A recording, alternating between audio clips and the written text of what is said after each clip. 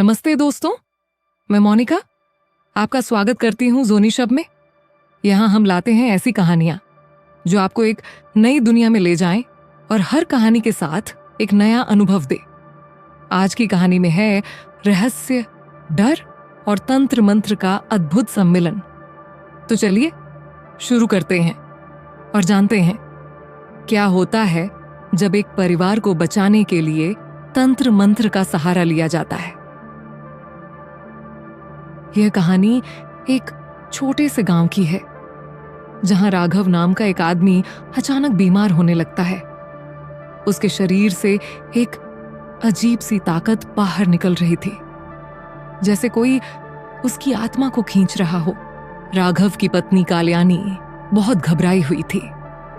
उसने सुना था कि इस गांव में एक तांत्रिक बाबा रहते हैं जो रात के समय ही दिखाई देते हैं। वह बाबा से मदद लेने के लिए रात को उनके पास जाती है। तांत्रिक बाबा की आवाज, तुम्हारे पति की आत्मा उसके शरीर को छोड़ने वाली है, मगर किसी और की आत्मा उसके शरीर को लेगी। यह सुनकर काल्यानी का दिल डूब गया। बाबा ने उसे एक नारियल दिया जिसमें तंत्र मंत्र की शक्ति थी। बाबा ने कहा, यह नारियल गांव के हर दरवाजे तक जाएगा। जो भी दरवाजा खोलेगा उसकी जान जाएगी। अगर तुम चाहती हो कि तुम्हारा पति बच जाए तो किसी की जान लेनी होगी। काल्यानी ने डर के मारे नारियल को ले लिया और कहा, बाबा, अगर यह सच है तो क्या मेरा यह कदम सही होगा? बाबा का चेहरा सख्त था। अगर तुम नहीं करोगी तो तुम्हारा पति मर जाएगा। ये तुम्हारा निर्णय है।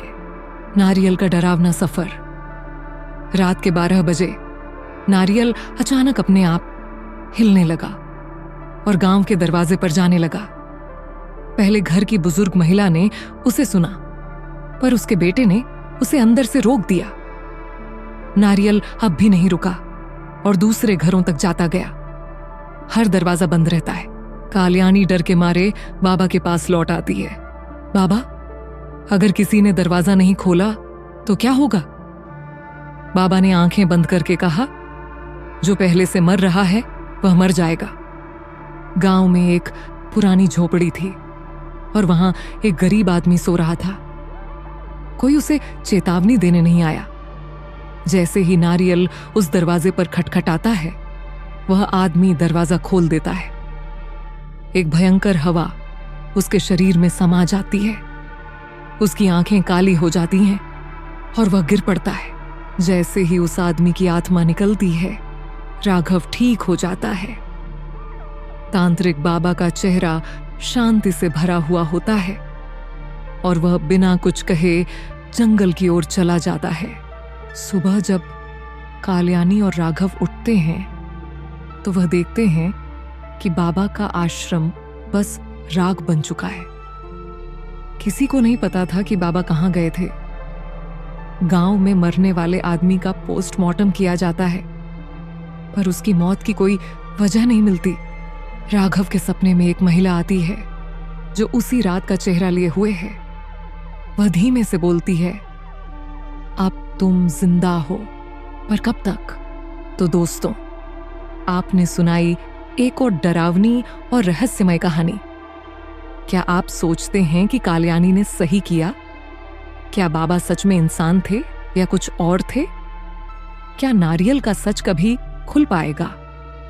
कुछ रहस्यमय बातें कभी सुलझती नहीं हैं। अगर आपको यह कहानी पसंद आई हो तो कृपया इसे लाइक और शेयर करें। और अगर आप इस तरह की और कहानियां सुनना चाहते हैं तो हमारे चैनल को सब्सक्राइब करना ना भूलें। फिर मिलते हैं अगली बार एक नई कहानी के साथ।